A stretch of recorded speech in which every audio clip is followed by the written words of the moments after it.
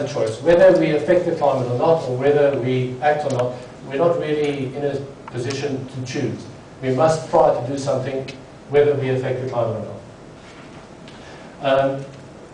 And again, my belief is yes, we do affect the climate, and yes, we should do something, but it just gets rid of all the wise asses that want to take on to this point all the time. So let's just quickly discuss that economic growth slows marginally, and this is sort of where the academic part comes in. If we look at, this is Nicholas Stern and his team, they did quite a few projections on decreasing carbon dioxide in the atmosphere. So what we look at here is the difference from baseline emissions. And when we discuss baseline emissions, we mean into the future. We are seeing that emissions will do that. So that's the baseline. That baseline is highly correlated with economic development or economic growth. So that if we try to slow down carbon emissions, we also will have to slow down economic growth, possibly.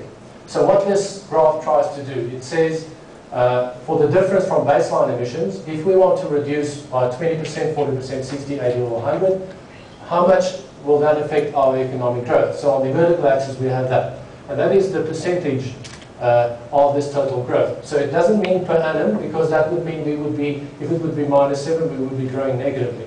That's not what it's saying. It says in the long term we should be willing to do without 7%. So that just means that economic growth will be slightly lower. And that difference in the end would be a 7% difference. And that's the worst we can get, according to this at least.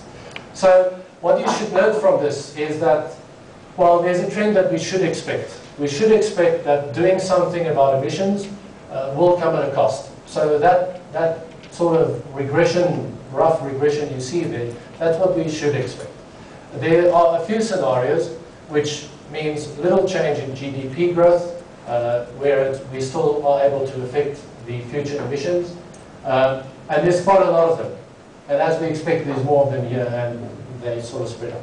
But then there's also the worst case GDP growth scenarios, which means that, yes, we can reduce emissions, and you might, from previous presentations, know that we're aiming for about 40% at the moment.